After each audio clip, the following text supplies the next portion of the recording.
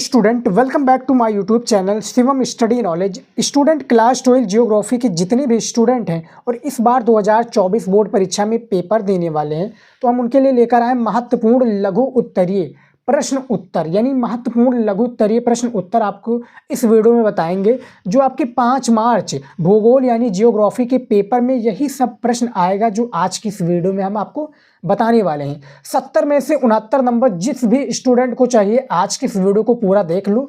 पूरा गारंटी में लेता हूं कि आपके जितने भी महत्वपूर्ण लघु उत्तरीय प्रश्न हैं वो कंप्लीट हो जाएंगे। पूरा आज के इस वीडियो में हम आपको बताने वाले हैं, पूरी जानकारी देने वाले हैं। देखिए स्टूडेंट, सबसे फर्स्ट नंबर में जो आपका क्वेश्चन आया हुआ वो क्या है? मानव भूगोल के अध्ययन के उद्देश्य की विवेचना कीजिए। ये लघु उत्तरीय का प्रश्न 1 है। 4 नंबर का आपका बोर्ड एग्जाम में पूछा जाता है, खासकर किसमें? जियोग्राफी में। तो यहाँ पर देखिए इसका आंसर आपको कितने शब्दों में लिखना है। मिनिमम आपका इसमें 50 शब्दों में इसका आंसर देना होता है। कितने शब्दों में? 50 शब्दों में। तो यहाँ पर देखिए इसका आंसर,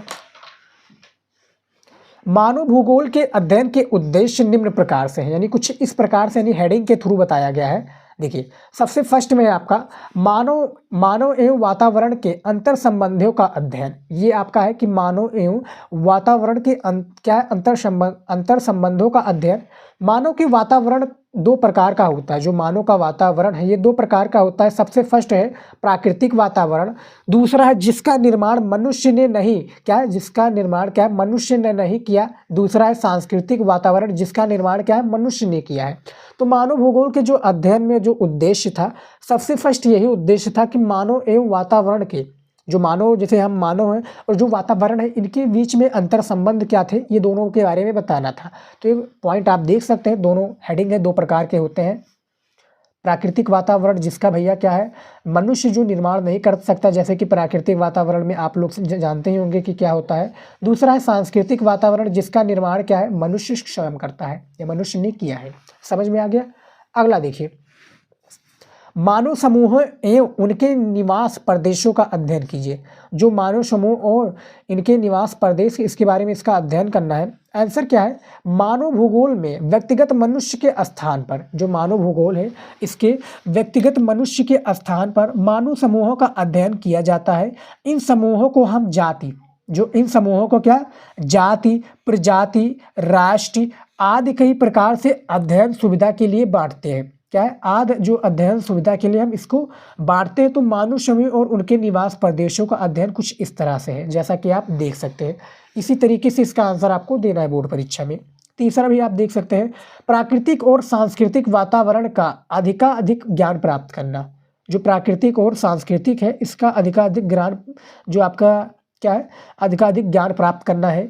देखिए, वर्तमान समय में विज्ञान व तकनीकी ज्ञान के बढ़ जाने से विश्व के विभिन्न प्रदेशों समीप आ जा सकते हैं। क्या है? समीप आते जा रहे हैं, जो प्राकृतिक एवं सांस्कृतिक वातावरण के थ्रू है। तो यानी यहाँ पर जो आपका उद्देश्य पूछा गया था वो 3 उद्देश्य थे। इतना आप आंसर लिख देंगे, 4 नंबर मिल जाएगा। यानी एग्जामिनर को भैया पता चलना चाहिए कि आपको इतने शब्दों में लिखना है। एग्जाम जैसे कि ये जो 50 शब्द यानी 50 वर्ड में आपको लिखना है, एग्जामिनर को ये आपको बताना है कि भैया इतने ही शब्दों में हमें इसका आंसर देना है। अब ये नहीं कि भैया आपको दिया गया 50 वर्ड, अब आप लिख गए वहाँ पर 25 वर्ड का लिख कर चलिए, या 50 शब्द से आप 100 शब्द का लिख चले आए, तो उससे दोनों में आपको घाटा है। 50 शब्द से क्या, ये नहीं कि आप गिनने जाइए वहाँ पर। इस तरह से आप लिखिए कि 50 वर्ड से ऊपर चला जाए, नीचे ना रहे। ये नहीं कि आप ज़्यादा वर्ड लिखिए, क्योंकि उससे टाइम ही वेस्ट होगा। 4 नंबर आपको मिलना ही मिलना है। यही काफ़ी स्टूडेंट, जो टॉपर स्टूडेंट होता है भैया, वही वो तरीका अपनाता है। क्या है? दोनों में एग्जामिनर संतुष्ट रहेगा जब आप उतने शब्दों में लिखेंगे, और एग्जामिनर को क्या है? एग्जामिनर को पढ़ने में भी कोई दिक्कत नहीं होगी। समझ में आ गया? भूगोल का हमने कॉपी वाला वीडियो बना रखा है, जिसमें हमने बताया कि कैसे आपको कॉपी लिखना है। टॉपर कैसे कॉपी लिखते हैं वो वीडियो जरूर आप चेकआउट कीजिएगा। तो फर्स्ट नंबर जो हमारा क्वेश्चन था वो हमने बता दिया है। अब चलिए देखते हैं हमारा जो नेक्स्ट क्वेश्चन आ जाता है वो क्या है। यहाँ पर देखिए दूसरा प्रश्न हमारा आया हुआ है। जो हमारा दूसरा प्रश्न है, प्रवास के प्रतिकर्ष और अपकर्ष कारक में अंतर बताइए। जो प्रवास है इसके जो प्रतिकर्ष कारक है और अपकर्ष कारक है, इसमें आपको अंतर बताना, यानी डिफरेंस बताना है प्यारे विद्यार्थी। तो यहाँ पर देखिए सबसे पहले हम प्रतिकर्ष कारक के बारे में बात करेंगे। देखिए ये स्रोत क्षेत्र से कार्य करते हैं। जो ये स्रोत है क्या? क्षेत्र से कार्य करते हैं। इनमें जनसंख्या आकार में वृद्धि, अस्थिर क्या है, इसमें जनसंख्या आकार में वृद्धि, अस्थिर भूमि संबंध, बेरोजगारी, रहन सहन की विभिन्न दशाएं, राजनीतिक उपद्रव, प्रतिकूल जलवायु, प्राकृतिक विपदाएं, महामारियां, सामाजिक आर्थिक पिछड़ापन, असुरक्षा तथा राजनीतिक तनाव जैसे कारण शामिल है। किसमें भैया? प्रतिकर्ष कारक में। समझ में आ गया? ये जियोग्राफी का मोस्ट इंपॉर्टेंट क्वेश्चन है और आप लोग कमेंट्स करते हैं कि सर जियोग्राफी और वीडियो बनाइए, तो हम आप ही लोगों के लिए वीडियो बना रहे हैं, आप ही लोगों के लिए मेहनत कर रहे हैं। ठंड बहुत ज़्यादा है, सारी चीज़ें हम आप लोगों के लिए कर रहे हैं जो आप इंपॉर्टेंट हैं और जो आपकी बोर्ड परीक्षा की दृष्टि से सबसे ज़्यादा इंपॉर्टेंट है। आप लोग भी तैयारी कीजिए, बहुत ही कम समय बचा है आपका, लिटरली बहुत ही कम समय बचा है। इसी में आप अच्छे से तैयारी कर लेंगे तो आप 70 में से जितना नंबर आप चाहिए उतना आपको मिल जाएगा, जितना आपका टारगेट होगा बोर्ड परीक्षा में लाने का।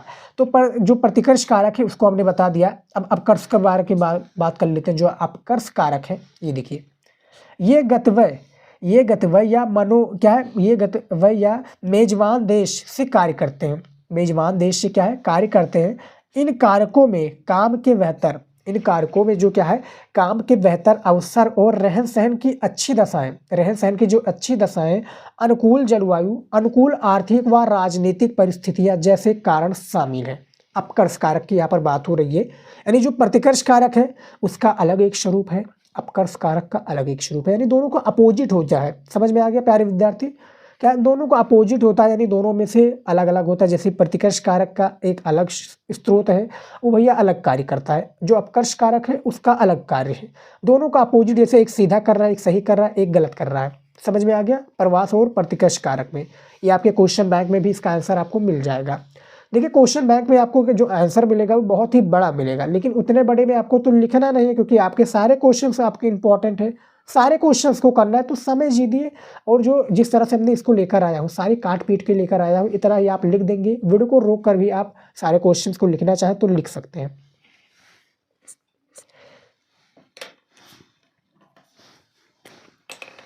तीसरा देखिए क्या है, मानव विकास शब्द से क्या आपका अभिप्राय है? जो मानव विकास शब्द है इसका आपसे अभिप्राय क्या है, इसके बारे में बताइए। आंसर देखिए क्या है, मानव विकास का शाब्दिक अर्थ मानव के सर्वगीण क्या है, सर्वगीण विकास से है। जो मानव विकास शाब्दिक अर्थ है मानव के सर्वगीण विकास से है। सर्वगीण विकास के लिए मानव को स्वस्थ शरीर और मस्तिष्क तो चाहिए, स्वस्थ शरीर को क्या है, मस्तिष्क तो चाहिए ही, साथ ही क्या है, साथ ही साथ विकास का उचित अवसर प्रदान, विकास का जो उचित अवसर प्रदान करने वाला प्राकृतिक पर्यावरण और सामाजिक आर्थिक परिवेश भी उपलब्ध होना चाहिए। तो ये मानव विकास का एक शाब्दिक अर्थ हो गया। अब डॉक्टर महबूब उल हक के अनुसार जान लेते हैं कि भैया इसका क्या अर्थ होता है। देखिए डॉक्टर महबूब उल हक के द्वारा किया गया था, महबूब हक के द्वारा किया गया था। डॉक्टर हक ने, जो कि भैया पाकिस्तानी शायद एक क्या है, जियोग्राफिस्ट है, यानी पाकिस्तानी एक सोशियोलॉजिस्ट है, सोशियोलॉजिस्ट भी कह सकते हैं क्योंकि सोशियोलॉजी में भी आपका आता है, भूगोल में कह सकते हैं भैया।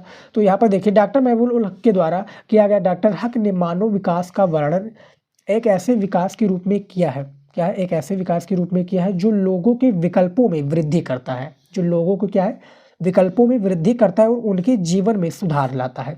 ये मानव विकास शब्द का एक अभिप्राय है, जैसा कि आप देख सकते हैं 50 शब्दों से थोड़ा ऊपर ही होगा, नीचे नहीं होगा। समझ में आ गया? देख सकते हैं। वीडियो को रोक कर भी आप सारे क्वेश्चंस को आप स्क्रीनशॉट ले सकते हैं, नहीं तो आप क्या है क्वेश्चंस को लिख सकते हैं। इतने ही शब्दों में आपको लिखना है। अब आप क्वेश्चन बैंक या बुक में ढूंढेंगे तो इसका आंसर आपको बहुत ही ज़्यादा बड़े में मिलेगा, लेकिन इतना लिखना नहीं है, जैसा कि मैं आपको बार बार बता रहा हूँ। समझ में आ गया? चलिए देखते हैं अगला क्वेश्चन। देखिए चौथा नंबर क्वेश्चन क्या है, आदिकालीन निर्वाह कृषि पर टिप्पणी लिखिए। जो आदिकालीन निर्वाह कृषि है इस पर भैया क्या लिखना है, टिप्पणी आपको लिखना है प्यारे विद्यार्थी। देखिए इस कृषि के अंतर्गत कृषक अपने आवास एवं कृषि क्षेत्र परिवर्तित करते रहते हैं। इस कृषि के अनेक नाम क्या है, प्रचलित हैं, जैसे पूर्वोत्तर भारत में झूम कृषि। निम्नलिखित विशेषताएं होती हैं, यानी कई प्रकार की कृषियाँ होती हैं जो आदिकालीन निर्वाह कृषि के अंतर्गत क्या है, आती है। अब इसमें कुछ विशेषताएं देख लेते हैं कि कौन कौन से वो विशेषताएं हैं। सबसे पहला देखिए, इस प्रकार की कृषि में मोटे अनाज जैसे मक्का, ज्वार, बाजरा, जिमीकंद एवं रतालू आदि उत्पन्न किए जाते हैं। क्या है, जो ये भैया झूम कृषि के अंतर्गत और भी जो विशेषताएं आती हैं, जो कृषि आती हैं उनके अंतर्गत जो आदिकालीन निर्वाह कृषि है, ये अथवा के रूप में भी आपका एक प्रश्न पूछा जाएगा कि अथवा के रूप में बताइए आदिकालीन निर्वाह कृषि किसे कहते हैं या झूम कृषि किसे कहते हैं। तो सारे कृषि के बारे में आपका आएगा, बस आपको क्वेश्चन का आंसर एज इट इज इसी तरीके से लिखना है। क्वेश्चन यही रहेगा, क्वेश्चन चाहे जितना भी घुमा फिरा कर पूछा जाए। समझ में आ गया। तो इस प्रकार की कृषि में क्या जो मोटे अनाज है, मक्का हो गया, ज्वार हो गया, बाजरा हो गया, जिमीकंद होगा, ये रतालू आदि उत्पन्न किए जाते हैं।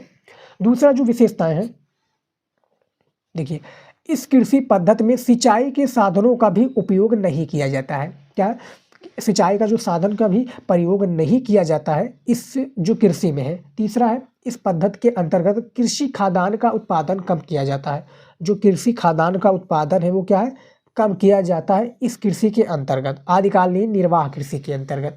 देख सकते हैं इसका आंसर छोटे, देखिए ज़्यादा बड़े में हमने इससे नहीं बनाया, वीडियो थोड़ा क्या है लंबा भी हो सकता है, 20 मिनट्स का शायद वीडियो बनेगा। वीडियो को पूरा देखिएगा, सारी चीज़ें मैं आपको बताऊँगा। तो यहाँ पर देख सकते हैं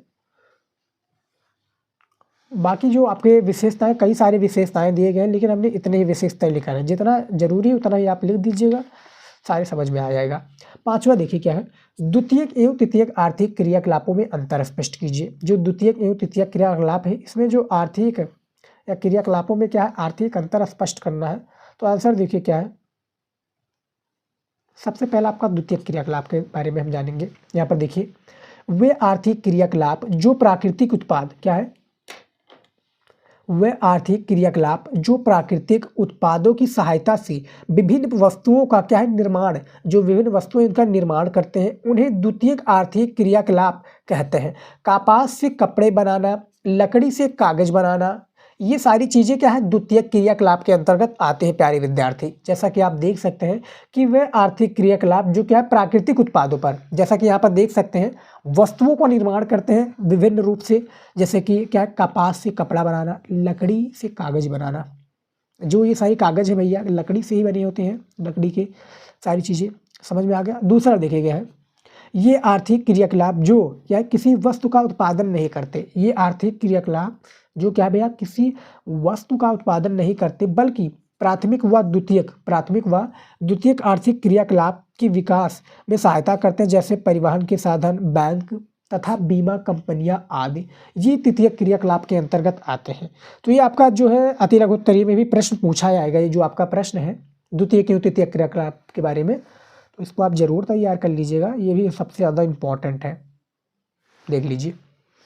चलिए देखते हैं अगला क्वेश्चन। देखिए सारे क्वेश्चंस को हम लेकर आए हैं, खासकर इसको लिखने में बहुत ज़्यादा मेहनत लगता है। प्लीज़ स्टूडेंट वीडियो को क्या है अब ज़्यादा से ज़्यादा अपने दोस्तों के पास शेयर कीजिएगा। तो 6 नंबर देखिए क्या है, टिप्पणी लिखिए क्या है, बाह्य स्त्रोतन के बारे में, बाह्य स्त्रोतन के बारे में कोई टिप्पणी लिखना है। तो देखिए बाह्य स्त्रोतन अथवा बाह्य स्त्रोतन अथवा ठेका देना आर्थिक क्रियाओं में नई प्रवृत्तियां हैं। आर्थिक क्रियाओं में क्या है, नई प्रवृत्तियां हैं जिसके अंतर्गत दक्षता को सुधारने और लागतों को घटाने के लिए किसी बाहरी अभिकरण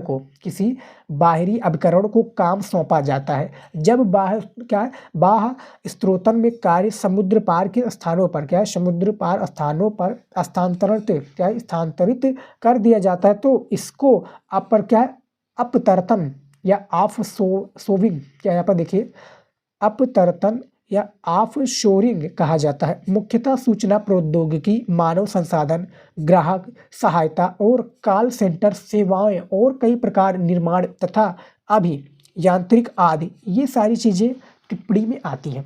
समझ में आ गया स्टूडेंट। जो टिप्पणी में बाह्य स्त्रोतन है इतना आप लिख देंगे। इसके बारे में, टिप्पणी के बारे में सबसे ज़्यादा पूछा था आपका भैया, टिप्पणी लिखे गेहूं की खेती के बारे में, चावल की खेती के बारे में, हम आगे आपको बताएंगे वीडियो में, आपको पता चलेगा सारी चीज़ें। समझ में आ गया। इसी तरीके से आपको इसके बारे में आंसर देना है। 7वां देखिए क्या है, रेल मार्गों को प्रभावित करने वाले प्रमुख कारकों का वर्णन कीजिए। जो भैया आपका रेल मार्ग है इसको प्रभावित करने वाले जो प्रमुख कारण है इसके बारे में हमें इसका वर्णन करना है। तो आंसर देखिए, हम आपको सारी चीजें बताएंगे। सातवां है प्रभावित करने वाले प्रमुख कारक। तो यहाँ पर देखिए रेल मार्ग को प्रभावित करने वाले प्रमुख कारक क्या है, निम्नवत है या निम्नलिखित प्रकार से या कुछ इस प्रकार से, ये सारे एक ही इसी तरीके से आपको लिखना है। बोर्ड परीक्षा में जब भी आप लिखिएगा जैसे प्रभावित करने वाले कारक आ गया या कुछ 5 कारक बताइए, तो आपको ये आगे जो इसका एक वो पॉइंट आपको एक प्रकार से लिखना पड़ेगा कि जैसा कि आप पूछ लिया गया कि भैया भारत की जनसंख्या को प्रभावित करने वाले 5 कारक बताइए, तो इस ये नहीं कि आप डायरेक्ट 5 कारक लिख दीजिएगा कि 1 नंबर डालकर, आप इस तरह से लिखिएगा कि भारत में जनसंख्या को प्रभावित करने वाले कारक निम्नवत है या निम्नलिखित प्रकार से या कुछ इस प्रकार से। इस तरह से जब आप लिखेंगे तो एग्जामिनर का एक पॉजिटिव पॉइंट आपके कॉपी पर पढ़ेगा और वो आपको अच्छा नंबर देगा। उसको ये पता चलेगा कि विद्यार्थी को क्या है पता है कि कॉपी कैसे लिखनी चाहिए। हर एक सब्जेक्ट का अलग अलग तरीका होता है कॉपी लिखने का, ऐसे ही तरीका होता है भूगोल की भी कॉपी लिखने का, हमने वीडियो बनाया हुआ है, आप जाकर हमारे चैनल पर देखिएगा, नहीं तो आप सर्च कीजिएगा कि क्लास 12 जियोग्राफी की कॉपी बोर्ड में कैसे लिखें बाय शिवम स्टडी, यानी इस तरह से आप बाय शिवम स्टडी नॉलेज आप हमारे चैनल का आप नाम लिख देंगे प्यारे विद्यार्थी, आपको वीडियो जरूर मिल जाएगा, आप चेकआउट जरूर कीजिएगा। सभी सब्जेक्ट का जो आर्ट से रिलेटेड है सभी सब्जेक्ट का हमने वीडियो बना दिया है कि बोर्ड परीक्षा में कॉपी कैसे लिखनी है, आप जाकर जरूर चेकआउट कीजिएगा। उसके बाद में देखिए सबसे पहला क्या पूछा गया है यहाँ पर, धरातल की रचना क्या है, धरातल की रचना। यहाँ पर देखिए धरातल की रचना रेल मार्गों की निर्माण में सबसे महत्वपूर्ण कारक है। मैदानी भागों में रेल मार्ग बनाना सरल है, किंतु पर्वतीय व पठारी भागों में सुरंगें तथा नदियों पर पुल तथा तीव्र ढालों पर रेल मार्ग बिछाना अत्यंत कठिन व क्या है व्यवपूर्ण कार्य होता है। जैसा कि आप समझ सकते हैं कि धरातल की रचना में यहाँ पर जो प्रश्न का आंसर जो दिया हुआ है कि मैदानी भागों में वह रेल मार्ग बनाना सरल है। जो मैदानी भाग है जैसे कि भैया पूरा एक प्रकार से खुला हुआ, उसमें क्या है बनाना सरल काम है, लेकिन यहाँ पर देखिए सुरंगों तथा नदियों पर पुल तथा तीव्र ढालों पर रेल मार्ग बिछाना अत्यंत कठिन व बिछाना क्या अत्यंत कठिन कार्य है। जैसा कि धरातल की रचना में ये रेल मार्ग को प्रभावित करती है भैया। दूसरा है जलवायु। जलवायु में देखिए क्या है, बाढ़ग्रस्त, दलदली, मरुस्थलीय व हिमाच्छादित प्रदेशों में रेल मार्ग बनाने तथा उसकी देखरेख में अनेक भौतिक कठिनाइयाँ आती हैं। जो जलवायु बाढ़ग्रस्त, दलदली, मरुस्थलीय व हिमाच्छादित प्रदेशों में जो इसका जैसे हिमाचल जैसे कश्मीर होगा भैया, कश्मीर हो गया, उसके बाद में हिमाचल प्रदेश हो गया, तो ये सारी चीज़ें जो हिमाचल प्रदेश कश्मीर रेल मार्ग बनाना उसमें क्या देख रेख करना अनेक भौतिक कठिनाइयाँ का सामना करना पड़ता है, ये जलवायु के अंतर्गत आता है। उसके बाद में देखिए और भी अपने कुछ पॉइंट्स हैं। तीसरा पॉइंट क्या है, राजनीतिक कारक। देखिए राजनीतिक कारक क्या आता है, सीमा सुरक्षा, सामरिक महत्व। देखिए सीमा सुरक्षा, सामरिक महत्व के क्षेत्र, राष्ट्रीय एकता आदि कारक रेल मार्गों के विकास को क्या है पर्याप्त प्रभावित करते हैं। जो राजनीतिक कारक हैं ये क्या है प्रभावित करते हैं, ये देखिए पर्याप्त क्या है प्रभावित करते हैं। प्लीज़ स्टूडेंट बैकग्राउंड में आपको वॉइस काफ़ी सुनाई दे रही होगी तो इसको आप इग्नोर कीजिए, आप पढ़ाई पर ध्यान दीजिए, क्योंकि भैया जब हम वॉइस को इसको देखेंगे वॉइस को देखेंगे तो हम क्या है वीडियो नहीं बना पाएंगे और आपकी तैयारी नहीं हो पाएगी। बहुत से लोग आते हैं जो वॉइस क्या है करते हैं, काफ़ी शोर शराबा करते हैं, तो प्लीज़ आप इसको इग्नोर कीजिए। तो राजनीतिक कारक में ये सारी चीज़ें कारक में शामिल होते हैं। जैसा कि आप देख सकते हैं 3 कारक आप लिख देंगे रेल मार्ग को प्रभावित करने वाले कारक में, आपको जो है कंप्लीट हो जाएगा, यानी आपको एग्जामिनर 4 नंबर पूरा आपको देगा। समझ में आ गया प्यारे विद्यार्थी। चलिए देखते हैं हमारा 8वां नंबर प्रश्न क्या है। यहाँ पर देखिए 8वां नंबर प्रश्न देखिए, अंतर्राष्ट्रीय व्यापार के आर्थिक महत्व का वर्णन कीजिए। जो अंतर्राष्ट्रीय व्यापार है इसके आर्थिक महत्व को आपका क्या है वर्णन करना है। जो आर्थिक महत्व है इसके बारे में बताना, तो इसका आंसर देखिए, कोई भी देश अपनी समस्त आवश्यकताओं की पूर्ति स्वयं नहीं कर सकता, उसे दूसरे देशों पर क्या है निर्भर रहना पड़ता है। उदाहरण के रूप में समझिए, जैसे फ्रांस सौंदर्य एवं फैशन की वस्तुओं के लिए, भारत सिलाए वस्त्र एवं पोशाकों के लिए, जापान व कोरिया इलेक्ट्रॉनिक उपकरणों के लिए विख्यात है। यानी अलग अलग देश का अलग अलग सारी चीज़ें हैं। जैसा कि यहाँ पर देखिए प्यारे विद्यार्थी, जो फ्रांस है क्या है सौंदर्य एवं फैशन के लिए वस्तुओं को लिए, और भारत क्या है यहाँ पर देखिए वस्तुओं के लिए भारत सिलाए वस्त्र एवं पोशाकों के लिए, जापान जैसे भैया इलेक्ट्रिक गाड़ी मारुति सुजुकी ये सारी चीज़ें जो इलेक्ट्रिक क्या है जापान व कोरिया इलेक्ट्रॉनिक उपकरणों के लिए विख्यात है। अंतर्राष्ट्रीय व्यापार से देशों के मध्य सामाजिक व सांस्कृतिक संपर्क एवं आदान प्रदान बढ़ता है। सामाजिक व सांस्कृतिक क्या है, आदान प्रदान बढ़ता है। आर्थिक एवं व्यापारिक विकास के साथ देशवासियों का जीवन स्तर भी ऊंचा रहता है। ये अंतर्राष्ट्रीय व्यापार होता है भैया, कि जैसे हमारे देश में, जैसे जो हमारे देश में स्टूडेंट, हमारे देश में क्या है, सिली सिलाई कपड़ों का वस्त्र होता है, सेम उसी प्रकार से यानी एक दूसरे से जो क्या है हमारा अंतर्राष्ट्रीय व्यापार कहलाता है, एक दूसरों से आदान प्रदान करना। जैसा कि यहाँ पर जो फ्रांस है सौंदर्य के कार्य के लिए, तो भारत में भी सौंदर्य का उपयोग किया जाता है, तो फ्रांस से काफ़ी सारी चीज़ें आती हैं। भारत से भी सिले सिलाई वस्त्र आते हैं। जापान से भी कई गाड़ियाँ हम इम्पोर्ट करते हैं भारत में, जैसे कि मारुति सुजुकी हो गया, LG टीवी हो गई, कई सारी जो ब्रांड है वो जापान की है। तो सेम उसी प्रकार से यानी एक दूसरे से आदान प्रदान करना, यानी एक दूसरे के देश के साथ में सामान मंगाना, आदान प्रदान करना, ये अंतर्राष्ट्रीय व्यापार के अंतर्गत आता है। समझ में आ गया। अगला क्वेश्चन देखिए हमारा 9 नंबर।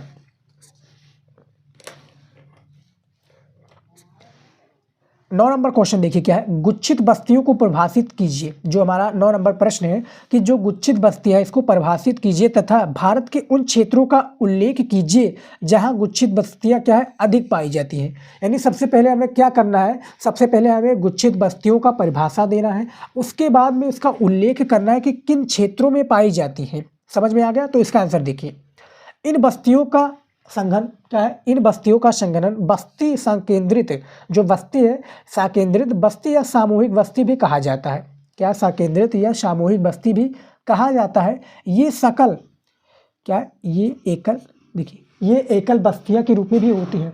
यहाँ पर देखिए ये एकल बस्तियां होती है, अर्थात इनमें क्या मकान अथवा घर पास पास सटे हुए एक क्या है संस्थित पर बसे या विस्तारित होते हैं। इनमें घरों की 2 कतारों को क्या संकरी तंग तथा टेढ़ी मेढ़ी गलियां अलग अलग करती हैं।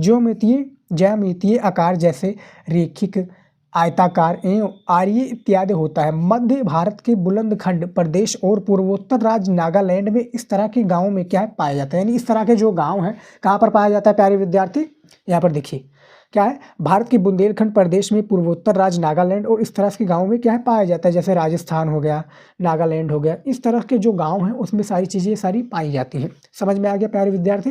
देख सकते हैं कि गुच्छित बस्तियां, और क्या गुच्छित बस्तियां किसे कहते हैं और जो आपका गुच्छित बस्तियां कहाँ पाया जाता है इसके बारे में हमने बता दिया है। यहाँ पर आप देख सकते हैं, ये देखिए इनमें क्या, यहाँ पर देखिए मकान अथवा घर आसपास क्या है सटे हुए होते हैं गुच्छित बस्तियों में। कहाँ कहाँ पर पाए जाते हैं ये देख सकते हैं। अब देखिए हमारा 10 नंबर क्या प्रश्न पूछा गया है। देखिए गेहूं की फसल पर एक लेख लिखिए या टिप्पणी लिखिए। ये भी आपका बोर्ड एग्जाम में पूछा जाएगा कि गेहूं की जो फसल होती है इस पर आपको एक लेख लिखना है या इसका आप एक टिप्पणी ही लिख दीजिए। यानी दोनों एक ही है, क्वेश्चन का घुमा रहा है आपका, लेकिन प्रश्न का आंसर जो आपका होगा यही होगा। देखिए भारत में चावल के पश्चात, देखिए भारत में चावल के पश्चात गेहूं दूसरा प्रमुख अनाज है। भारत विश्व का क्या है 12.8% प्रतिशत क्या है 1%, यहाँ पर देखिए प्रतिशत गेहूं उत्पादन करता है। 2017 ये मुख्यतः शीतोष्ण कटिबंधीय फसल है। 2017 का ये क्या है शीतोष्ण कटिबंधीय फसल है। अतः इसे क्या है शरद